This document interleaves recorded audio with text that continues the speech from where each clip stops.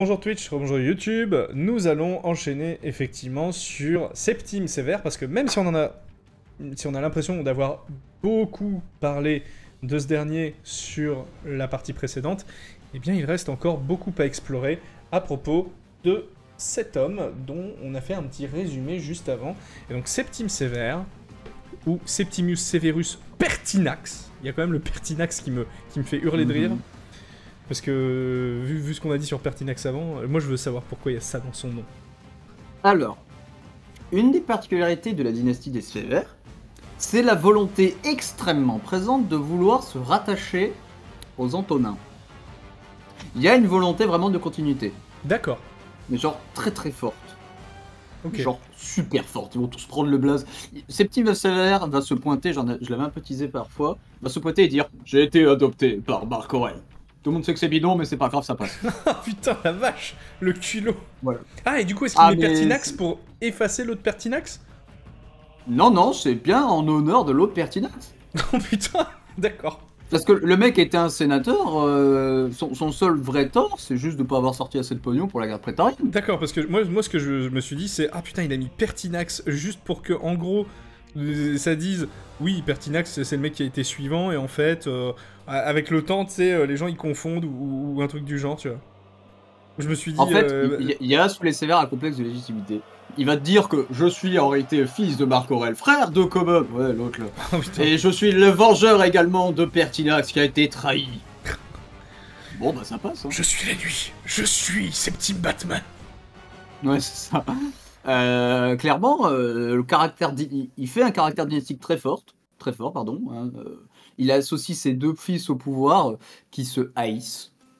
D'accord. Ok. Ah là là. Donc les deux se Ah, ça va détestent. être Ah oui, bah vraiment- du coup, je comprends un peu mieux ce que tu m'as dit sur le Geta va pas sujet. vivre longtemps. Ouais. Spoiler, il va vivre 11 mois. Donc il fait en place très forte dynastie. Un pouvoir très dynastique, j'y arrive. Hein, beaucoup mis en valeur. Donc c'est Septime Sévère que vous avez sur l'image. Hein, donc, et ce que je vous ai mis là, c'est l'arc de Septime Sévère qui se trouve à Rome et qui est l'un des arcs de triomphe les mieux préservés encore aujourd'hui, comme tu peux le voir. Mhm. Au niveau du forum. Donc c'est très bâtisseur, hein, les Sévères. Septime, il y a la particularité, c'est que pour la première fois digne de ce nom, l'empereur il est au pouvoir par l'armée. D'accord. C'est l'armée qui l'a mis au pouvoir. Hein. L'armée elle a dit tu seras empereur, il est venu, il a dit j'étais empereur. Le Sénat il a fait oui monsieur.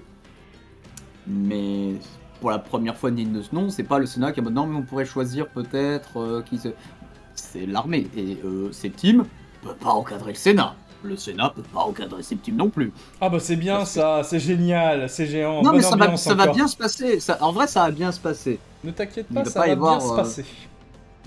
Et c'est pas la dernière fois, et c'est la particularité des Sévères. C'est l'armée qui va prendre une importance énorme. Et alors du coup, question, est-ce Dans que cette les partie. équites du coup, qui ne font Les pas partie chevaliers du Sénat, les chevaliers, effectivement, eux, c'est comment? C'est comme c'est l'armée, Et est-ce que ben, justement... donc, alors les équites ne sont pas forcément dans l'armée. Les D'accord. chevaliers, c'est parce que les chevaliers ne sont pas forcément dans l'armée. De base, c'était Mais- par rapport au fait qu'à l'époque républicaine, c'était les seuls qui pouvaient se payer un cheval. Mais j'imagine que Qui vu pouvaient que le rentrer. Sénat est pas capable de les Et saquer... on l'avait dit, les chevaliers, sous Marc Aurèle, etc., les Antonins, prennent de l'importance. Ça va énormément s'accentuer sous les Sévères, mais de manière très vénère. Par exemple, l'armée va gonfler en taille, Mhm. 3 légions de plus par exemple, Oh. et leurs commandements sont donnés à les chevaliers. De base, en général, on donnait le commandement aux sénateurs. Ouais. Les sénateurs, on va leur dire ouais, peut-être. Et on verra que bien plus tard, on n'y est pas encore, mais ce sera durant les crises du IIIe siècle, il y a même un empereur qui va changer la loi et qui va faire que les sénateurs commandent plus l'armée. Ouch. Donc on a un processus clairement qui se lance où le Sénat on le met au second plan. J'avais parlé de l'Italie qui avait des avantages, il y a désormais une légion stationnée à côté de Rome. Ah ouais, oui, effectivement, oui. Il y a une légion sur place. L'Italie et Rome perdent leurs privilèges à ce moment-là. Mais les gars, va falloir raquer. Donc il y a déjà ça. Donc on a dit monarchie héréditaire, on commence à casser le pouvoir de l'Italie et de Rome, et on commence aussi à sacraliser la dynastie. Les Sévères, c'est un tournant qui va être explosé ensuite par Dioclétien, qui va, durant les crises du IIIe siècle, vraiment faire virage encore plus vénère, mais ça commence sous les Sévères. La maison impériale, donc la famille impériale, et commence à être sacrée. Il n'est pas non plus représenté comme un dieu, mais on a tendance à représenter les empereurs au milieu des divinités. D'accord. Septime Sévère, il va même en Afrique, parce que c'est son terre-terre, tout le monde l'aime là-bas, se fait représenter sous les traits de Jupiter. Rien que ça. Et il y a l'idée de la famille impériale qui commence à être sacrée. Bon, aussi, c'est parce qu'il aime beaucoup la religion, Septime Sévère, parce que c'est très présent en Afrique, notamment l'astrologie, qui va lui prédire gloire et fortune.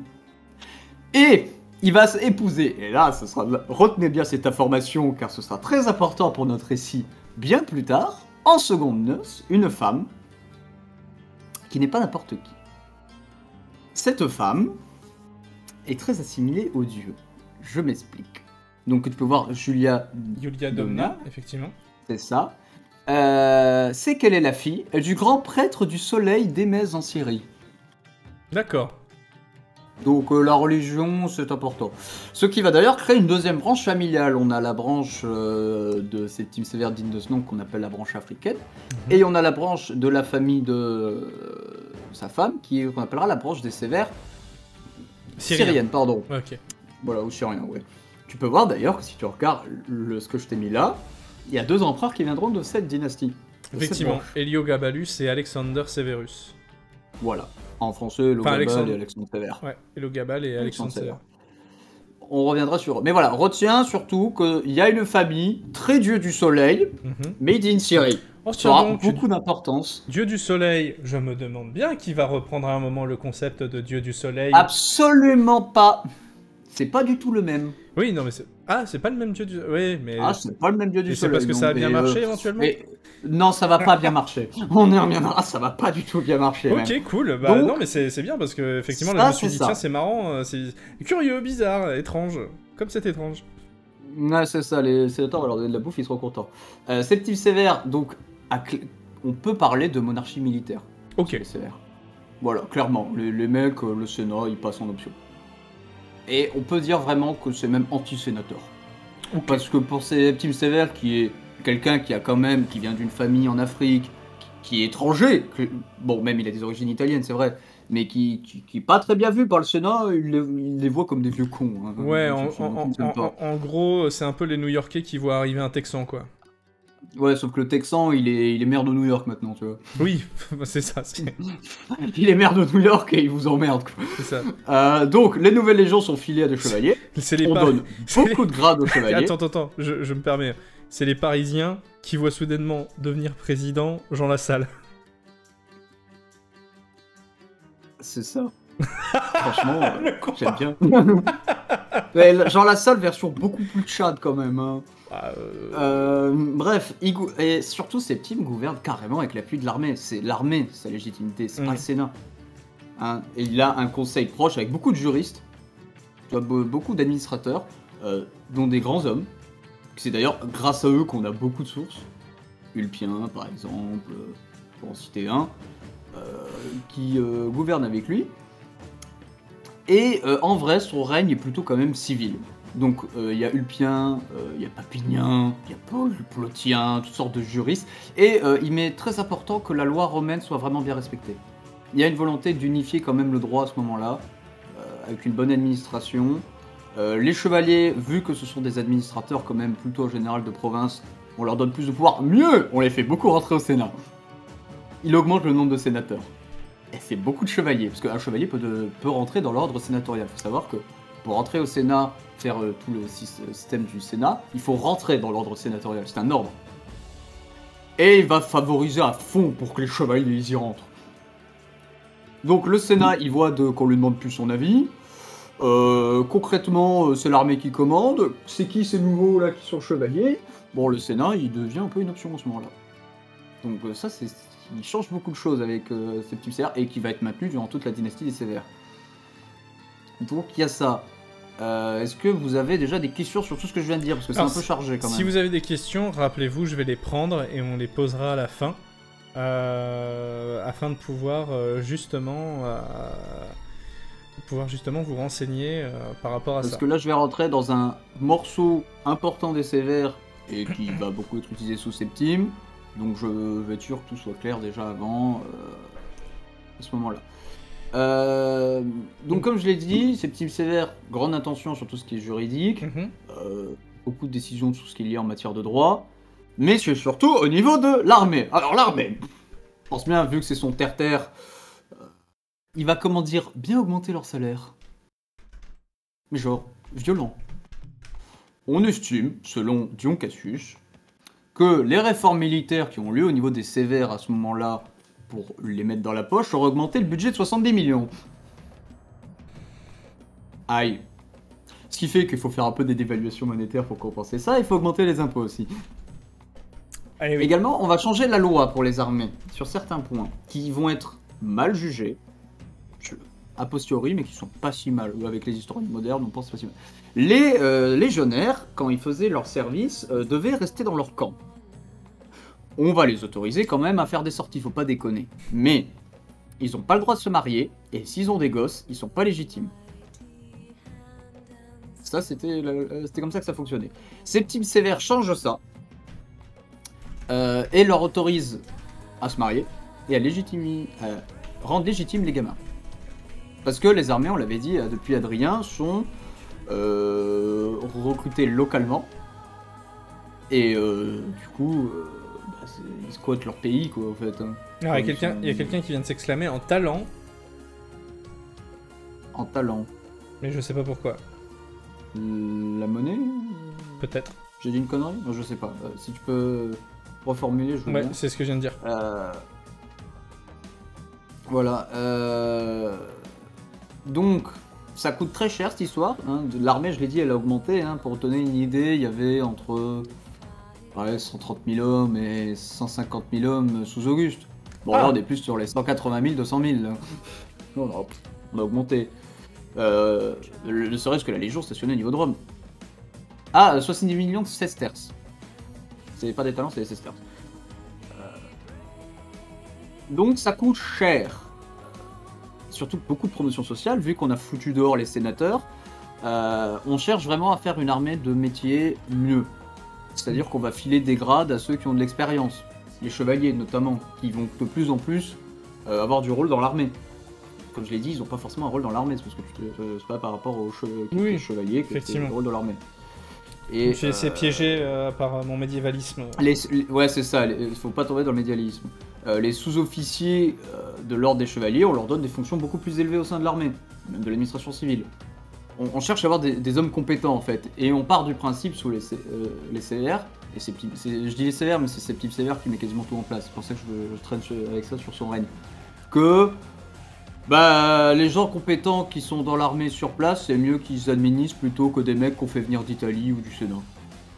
Ce qui est logique. Clairement, sont pas forcément compétents, surtout les sénateurs. Parce qu'ils connaissent pas la région, ils savent pas trop, pour la géographie, pour aussi la culture locale, qui peut peut-être un peu varier de l'Italie, etc. Donc, j'avais parlé de la réforme du Sénat, c'est 95 sénateurs pour information. Ok. C'est pas mal quand Donc même. on ajoute 95 sénateurs au Sénat. Ok. Ouais.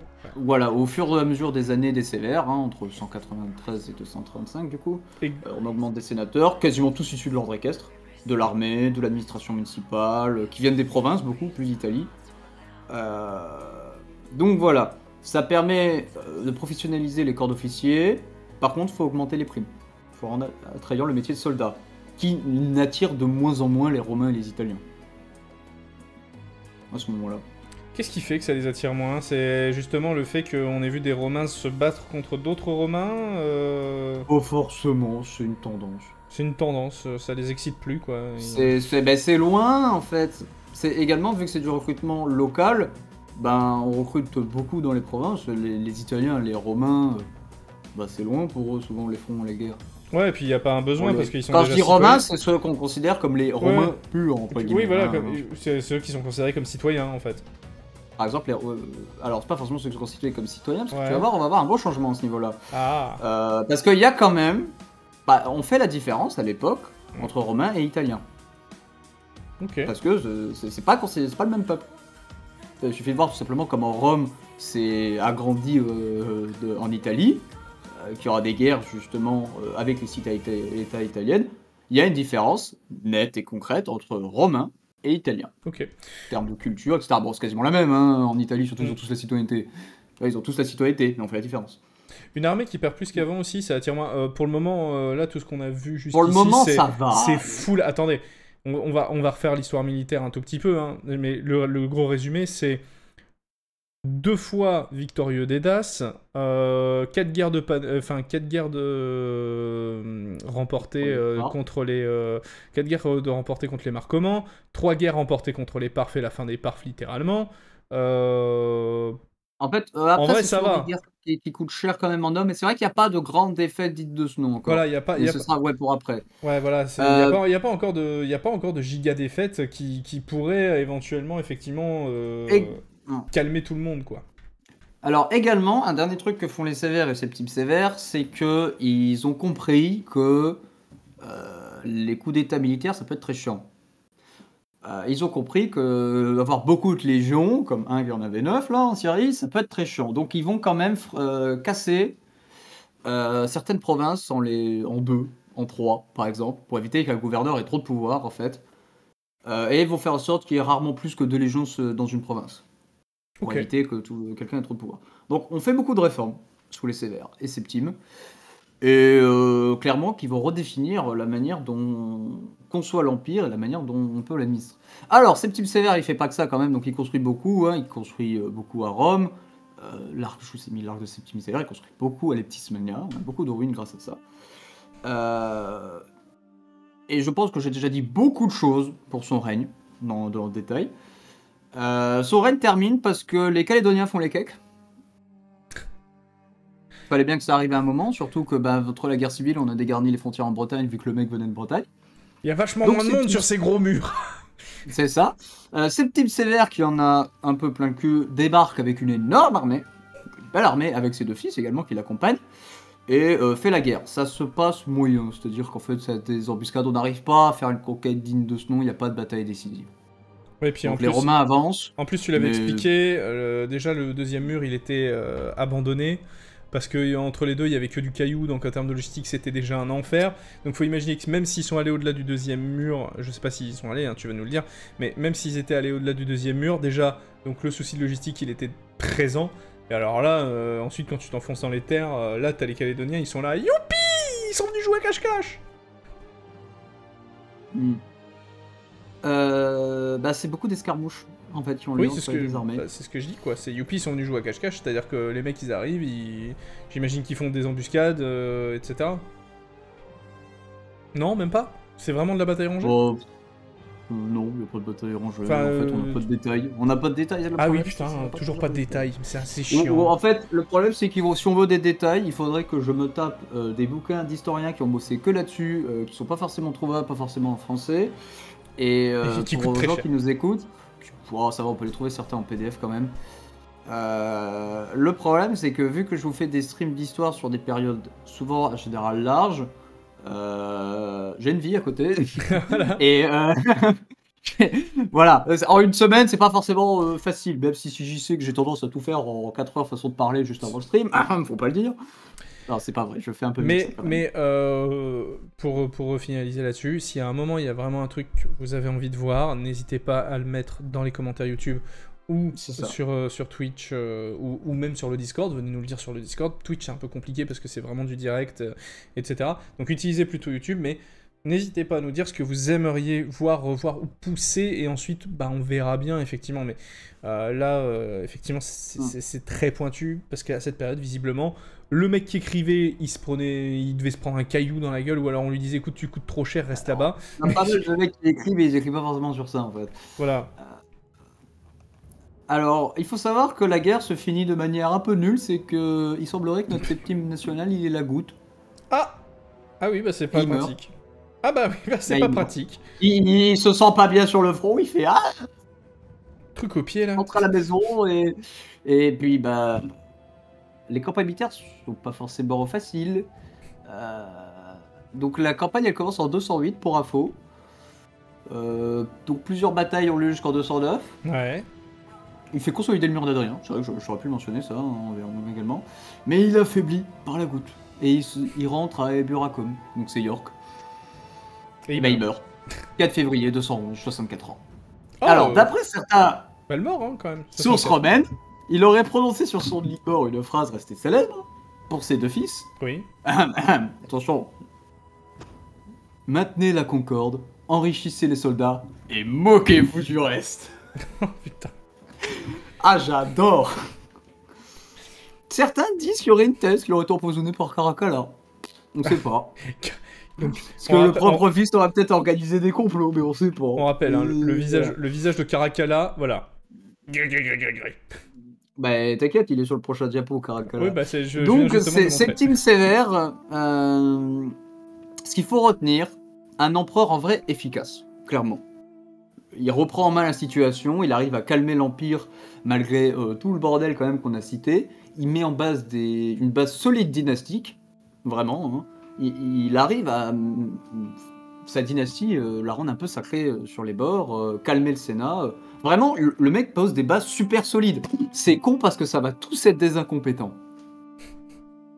Vraiment, ça va être tous des nazes Et voilà. de rester sévère. Il y en a pas un.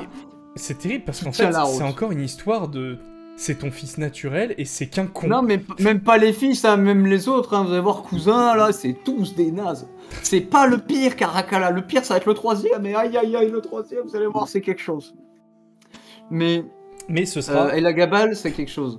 Mais ouais, voilà, c'est la dynastie des Sévères, sa chute, bah c'est elle-même. Alors que pourtant, Septime, il avait fait le maximum. Quel enfer. Il avait donné toutes les cartes en main, vraiment, pour qu'il y ait une bonne dynastie. Et d'ailleurs, il voit la connerie arriver. Hein. On sait que Septime Sévère avait des doutes un peu sur Le mec son était fils là, Caracalla en disant... Des cartes, Yugi. il sent que Caracalla, ça va pas être terrible. Il voit la connerie arriver. Et ça, il aurait Mais pas bon, pu voilà. faire un truc genre... bon, écoutez... Mais il en a deux. Il met co-empereur, t'as l'espoir, hein, c'est tout. À un moment, il sait que Caracalla... Ouais, j'ai vu ton Caracalla, dernier non. commentaire qui disait bon, il avait juste l'espoir que son fils, enfin il aimait son fils. C'est ça. Marc Aurèle, il Des aimait juste son fois, fils. des fois, faut pas chercher loin, en fait. Hein, Aïe aïe aïe, tu te dis, bon, bah, c'est voilà. terrible. Donc voilà, 64 ans, ouais, c'est pas mal pour l'époque. Et ben écoutez, c'est ici que se finit cette partie sur Septime Sévère. Je vous remercie de l'avoir regardé. Twitch, vous allez rester évidemment. YouTube, on se retrouve sur la prochaine vidéo. N'hésitez pas à nous dire ce que vous en avez pensé en commentaire et à nous poser également des questions. Bien évidemment, on y reviendra dans une future vidéo.